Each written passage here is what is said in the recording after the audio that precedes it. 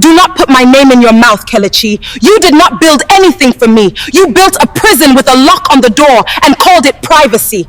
She stood in the doorway of their Lekki flat, holding a brown envelope so thick it had torn open on one side, and her hands were shaking so badly the papers inside kept sliding out onto the floor. Her husband's name was printed on the top page in bold black letters, next to words she did not understand: intellectual property, breach of contract, unauthorized subcontracting. But the number at the bottom of the page, the number they were demanding, she understood that number perfectly well. It was enough to buy the building they lived in 3 times over. Kelechi, what is this? What is this thing in my hand? She stood in the doorway of their Lekki flat, silent, too silent, because Kelechi was not there to answer. He had boarded a British Airways flight to London the morning before on what he called a fresh start, a new visa, a new beginning for the two of them. He had kissed her forehead at the departure gate and told her he would send for her in 3 months. Now his phone was switched off and a courier in a yellow shirt was standing at her gate asking her to sign for a lawsuit addressed to a man who had vanished into another country. But to understand how Amara Chukwuemeka ended up standing in that doorway, holding a lawsuit with her name attached to a fraud she knew nothing about, you have to go back 2 years to the day her husband got the phone call that changed everything. Amara had grown up in Enugu, the last of 4 daughters, the one everybody said was the sensible one. While her sisters chased Awambe parties and Instagram boyfriends, Amara studied accounting at university and graduated with a plan: get a job at a good firm, save money, build a life with her own 2 hands. She met Kelechi at her cousin's wedding in Onitsha. He was funny then. He made her laugh so hard at the reception that her auntie started calling her the one who will marry the comedian. He was a junior software developer at a small Lagos startup. Not rich, not powerful, but full of dreams he talked about with his hands moving fast in the air. One day, Amara, one day I will work for one of those big American companies. You will see. And when that day comes, we will not struggle again. I believe you, Kelechi. I have always believed you. And she meant it. She believed him through the lean years, through the small rented room in Ajah with a generator that failed every other night, through the months he stayed up till 3 a.m. teaching himself new programming languages from YouTube because he could not afford a real course. She believed him when his mother, a proud woman from a wealthy Owerri family, looked at her during their traditional wedding and said, loud enough for the whole hall to hear, "My son could have married an Igbo girl with money behind her. Instead, he has chosen a girl whose father sells rice in Ogbete market." Amara had smiled through that humiliation the way she smiled through many others, because she had decided long ago that dignity was something you carried inside yourself, not something other people could hand you or take from you. She worked as a bookkeeper for a small textile business, brought home her modest salary every month, and never once made Kelechi feel small for not yet being the man his mother wanted him to be. Then one Tuesday evening, in their small parlor, Kelechi's phone rang and his whole face changed. "Kelechi, yes, this is Kelechi Chukwuemeka, a senior remote engineering role, Meridian Systems. The salary is how much?" He hung up the phone and stood in the middle of the room like a man who had seen a vision. The offer was real. A San Francisco-based tech company, Meridian Systems, wanted him as a remote senior software engineer, paid in dollars, more money in 1 month than his mother's entire wedding hall insult was worth in 10 years. That night, Amara held him in bed and cried tears of pure joy, the kind of tears that come only once or twice in a woman's life. She thought God had finally answered the prayers she prayed quietly every single night, the one she never even told her husband about.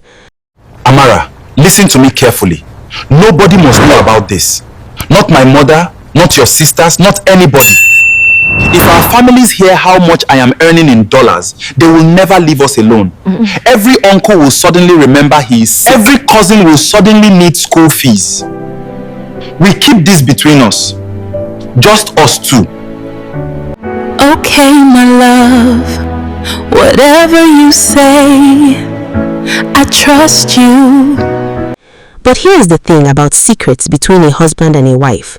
They are supposed to be walls that protect a marriage from the outside world, not walls that separate the two people living inside it.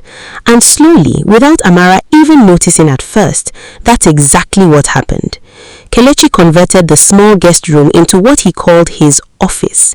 He installed a lock on the door, a small brass lock, the kind you would use on a diary, not a bedroom.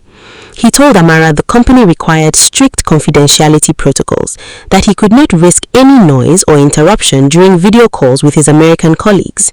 He began working impossible hours, sometimes locked in that room from 6 in the morning until midnight, emerging only to eat the meals she brought to the door, tray after tray, day after day. Kelechi, you have not eaten since morning. Please, just 5 minutes. Come and sit with me. Amara, please. You don't understand this kind of pressure. Silicon Valley people do not wait for anybody. Just leave the food outside the door. 2 years passed like this. Amara adjusted her entire life around the sound of his silence. She stopped inviting her sisters over because Kelechi complained about the noise. She learned to tiptoe past the guest room door. She watched money appear in their joint account in amounts that made her dizzy, and she watched her husband grow colder, more irritable, more distant with every deposit. He snapped at her over small things, a dropped plate, a television left on too loud. He stopped asking about her day. He stopped calling her my love the way he used to. Amara, forgive me for saying this, but that your husband, is everything well with him? He does not even greet people again. He is just tired, Ngozi. His work is very demanding. Very serious American company. She defended him to everyone, even when a small, quiet voice inside her began asking questions she was too loyal to ask out loud. Why did a man doing well at his job look more haunted every month, not less? Why did he flinch when his laptop made a sound? Why, when she once brought his food in without knocking, did she catch him speaking rapidly, not in English to American colleagues, but in a mixture of English and what sounded like Hindi to someone whose face she barely glimpsed on the screen before he slammed the laptop shut? Why can't you just knock like I've told you 1,000 times? Is it too much to ask for privacy in my own house? That was the night Amara sat alone in their bedroom and cried. Not tears of joy this time, but tears of a woman realizing that the money flowing into her account had not brought her husband closer to her, it had taken her further away. She was, by every measure, at her lowest point in that marriage, richer than she had ever been and lonelier than she had ever been, locked out of her own husband's life by a brass lock on a guest room door. The time came on an ordinary Thursday afternoon, 3 months before the lawsuit arrived. Kelechi had gone to the bank in person, something he rarely did, and left his laptop open on the dining table while he searched for a document in another room. Amara was passing by to clean the table when a video call notification blinked on the screen. Out of habit, more than suspicion, she tapped the screen. A caller ID read simply, Priya, Bangalore. Curiosity, and something heavier than curiosity, made her tap the screen. A young woman's face appeared, tired looking, dark circles under her eyes, sitting in what looked like a small shared apartment with 2 other women visible working behind her. Kelechi, finally! Okay. Listen, I need to talk about the payment again. It has been 6 weeks. It has been 6 weeks. I have shown you the commits. I have shown you the deployment, everything Meridian asked for. Amara sat frozen, unable to speak, watching this stranger's face demand money owed to her by her own husband for work Amara believed for 2 years was her own labor. Amara, I'm sorry, who are you? What work are you talking about? Priya's face went pale, and for a long, terrible moment, neither woman said anything. Priya, you are Kelechi's wife? He told me you knew. He told me everything was arranged with your family's business, that it was normal. Amara, knew what? Please tell me what you're talking about. Priya, I write the code, madam. All of it. Every sprint, every deployment for Meridian Systems for 2 years. It is me and 2 other engineers here in Bangalore. Your husband sends me maybe 15% of what the company pays him. He said it was a business partnership. I did not know he was hiding it like this from his own wife. The laptop screen went dark before Amara could ask another question, because Kelechi had walked back into the room and, seeing her face, understood instantly what had happened. He did not apologize, he did not explain, he simply grabbed the laptop, closed it, and walked out of the flat without a word, not returning until nearly 2 in the morning. 2 years, Kelechi. 2 years I have been bringing you food like a prisoner's wife, defending you to my family, defending you to your family, and you have been lying to me every single day. It is not what you think. I am handling something bigger that you understand. Please. And here is where Amara made the choice that changed the rest of her life. She did not scream. She did not pack a bag that night. Instead, she went quiet. The dangerous kind of quiet a woman goes when she has stopped believing a man's words and started watching his actions instead. She began paying attention. She began writing things down. Dates, amounts, the strange trips Kelechi started taking to a serviced apartment complex he was supposedly consulting for in Victoria Island. Trips that, she would later learn, were actually visits to a luxury property development he was quietly building in London under a shell company with a name that was not his own. For the next 3 months, Amara lived 2 lives.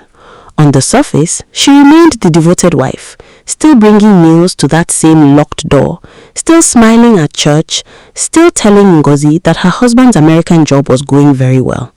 But underground, she was gathering evidence. Bank statements she photographed when Kelechi left them carelessly on the table, screenshots of transfers to an account in Priya's name, a folder of receipts for construction materials that made no sense for a software engineer's salary. She reached out to Priya again, this time through a different number. Careful, deliberate. Amara, it's Priya. I am not angry with you. I understand now that you are also being used. I need your help, and I think you need mine. Priya, I have every commit history, every message where he told me to keep quiet about Meridian. I was afraid to go to the company myself because he said if I talked, they would blacklist me for breach of contract. But if you are willing to stand with me, I will show everything. Amara, then we stand together. Send me what you have. I will find a way to reach the company directly. This was the pivot point.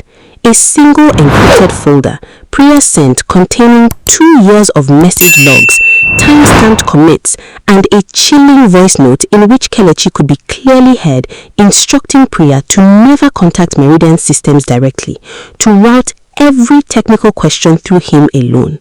It was proof, real, undeniable, dated proof, sitting quietly on Amara's phone while her husband slept in the next room, believing his secret was still safe. Kelechi, for his part, had no idea the walls were closing in. He believed his wife was still the same trusting, quiet woman who never asked questions. He grew bolder. He began hinting at their coming new life in London, speaking of it the way a man speaks of an escape hatch he has already tested. He started transferring larger sums out of their joint domestic account, the one under both their names, using it as a channel to fund the outsourced payments to Priya, and Amara now understood, to fund the London property directly. Kelechi, Amara, I need you to sign this document. It's just paperwork for the UK visa application, nothing serious. Amara, what exactly am I signing, Kelechi? Since when do you interrogate me about simple paperwork? Just sign it. I don't have time for this today. She signed it, not because she trusted him anymore, but because she needed him to believe, right up until the very end, that she suspected nothing. And 3 days later, he told her the news that confirmed everything Priya had already warned her about. Kelechi, Meridian is restructuring. They are laying off half the remote engineering team, including me. I need to go to the UK on a student visa, get established and send for you once things are stable. It won't be long, Amara. A few months, maybe less. Amara, you are leaving me here, alone, after everything. Kelechi, it's not permanent. Trust me one more time. I have never let you down." She almost laughed at that last sentence, but she held her face still, kissed him goodbye at the departure gate the next morning exactly the way a devoted wife should, and watched his plane disappear into the clouds, knowing something he did not yet know, that the moment he touched down in London, an internal audit team at Meridian Systems, alerted weeks earlier by an anonymous but very detailed report from India, was already closing in on the truth. The lawsuit arrived the very next afternoon, and that is where this story began. Amara standing in her own doorway, holding a legal notice with her husband's name and, terrifyingly, her own joint account listed as a channel for what the company was calling unauthorized fund transfers connected to the fraud. Meridian lawyer over the phone. "Mrs. Chukwemeka, I must inform you that as a co-holder of the account used to disburse the unauthorized payments, you are currently named as a party of interest in this matter. We strongly advise you obtain legal representation." Amara, I understand, but I think before anything else, you need to hear from someone in Bangalore first. Her name is Priya Naya, and I think you need to hear from me too. For a woman who had spent 2 years being told to stay quiet, stay patient, stay in her place, Amara Chukwemeka did something nobody expected. She did not run. She did not pack a bag that night. Instead, she picked up her phone, called Priya, and together the two women who had been used and underpaid by the same man began building the case that would end him. They compiled everything into a single devastating package. The commit histories proving Priya wrote 100% of the deployed code, the payment logs showing Kelechi received full engineer salary while paying Priya a fraction of it, the voice recordings of him instructing her to hide the arrangement, and bank records tracing the flow of money from the joint domestic account straight into construction payments for a luxury apartment complex in London, registered under the name Ashcroft Meridian Holdings, a name deliberately close enough to the real Meridian Systems to confuse anyone who went looking, but registered entirely to Kelechi. They requested a virtual meeting with Meridian's legal and compliance team, and Amara insisted on one condition. "Amara, I want this call recorded, and I want it on record that Priya Naya is the engineer who should have been credited and compensated for 2 years of work that built value for your company. Whatever happens to my husband, that wrong must be corrected first." The meeting took place 3 weeks later. Virtual, formal, unforgiving. Meridian's head of compliance, a sharp-voiced woman named Diane Osei, who had clearly seen every kind of corporate fraud in her career, laid the findings out plainly to the small group assembled on the call. Amara from her sitting room in Lagos, Priya from her shared apartment in Bangalore, and patched in by force through a UK legal notice he could not ignore, Kelechi himself, his face pale and unshaven on a laptop screen in a cramped London flat. Diane Osei. "Mr. Chukwemeka, our forensic audit confirms that 100% of your assigned engineering deliverables over 24 months were produced by Ms. Priya Naya and 2 additional contractors in Bangalore, in direct violation of your employment agreement's non-delegation and confidentiality clauses. We also have documentation tracing misappropriated salary disbursements into an undisclosed UK property entity." Kelechi. "Everything I did it to build something for my family, for my wife. Amara, tell them I did this for us." Do not put my name in your mouth, Kelechi. You did not build anything for me. You built a prison with a lock on the door and called it privacy. You built a lie and called it love. I brought you food every day for 2 years while you stole another woman's work and my own peace of mind, and you dare say it was for me? The silence after that sentence was the loudest thing in the entire call. Even Diane Osei, a woman paid to remain neutral in exactly these moments, said nothing for a full 10 seconds. Priya. "For 2 years, I was invisible. I built systems your customers use every single day, and I was paid like I did not exist. Amara found me when she had every reason to hate me instead. She is the one who insisted my name be cleared alongside hers. That is the only reason I am speaking today instead of hiding." Diane Osei. "Mr. Chukwemeka, Meridian Systems is terminating your engagement effective immediately, pursuing full recovery of misappropriated funds and referring this matter to both US and UK authorities for further investigation, including the freezing of assets associated with Ashcroft Meridian Holdings. Mrs. Chukwemeka, given the evidence you and Ms. Priya have provided, the company is withdrawing all claims against your personal accounts. Kelechi tried to speak again, but his microphone was already muted by the call administrator, and his face simply moved silently on the screen, like a man shouting into a room nobody could hear anymore. A fitting, almost poetic end for a man who had spent 2 years making sure the two most important women in his life were never truly heard. In the months that followed, the UK authorities froze the London property under investigation for fraud and money laundering, and Kelechi's student visa was revoked once the underlying employment fraud came to light, leaving him to face separate proceedings back in Nigeria, where Meridian's Lagos-based counsel formally pursued recovery of the misused funds. His mother, the same woman who once mocked Amara's father for selling rice in the market, called Amara for the first time in years. Kelechi's mother: "Amara, my daughter, I did not know. If I had known the kind of man my son had become, I would never have spoken to you the way I spoke to you that day. Please forgive an old woman." "Amara, I forgive you, ma. But understand, I did not survive this because of what anyone said about me. I survived it because I refused to stop paying attention, even when love asked me to look away." As for Priya, Meridian Systems, facing its own reckoning for how easily a 2-year fraud had gone unnoticed, did something unexpected. Rather than simply terminating the outsourcing arrangement and walking away, Diane Ose's team reviewed Priya's actual code contributions and found them, without exception, excellent.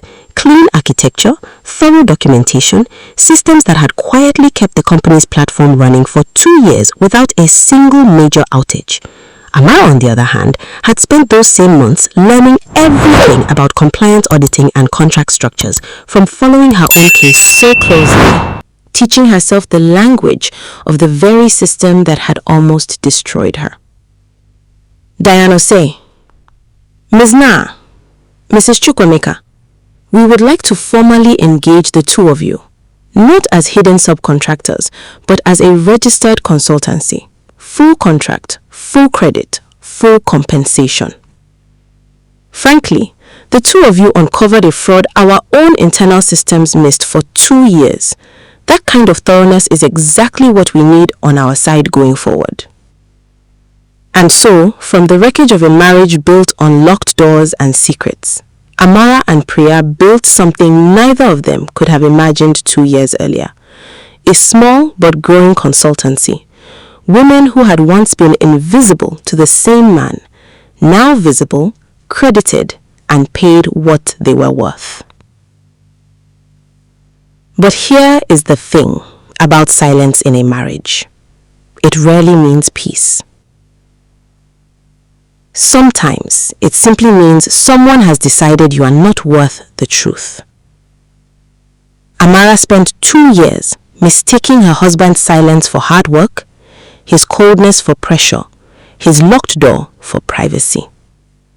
And by the time she understood what was really happening behind that door, she had already lost 2 years of honesty she can never fully get back.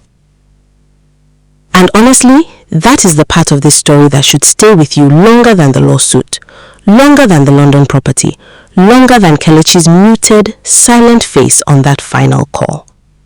Not every secret a partner keeps from you is protecting your marriage. Sometimes it is quietly building a door that only they intend to walk through, alone. So here is the question I want to leave you with tonight.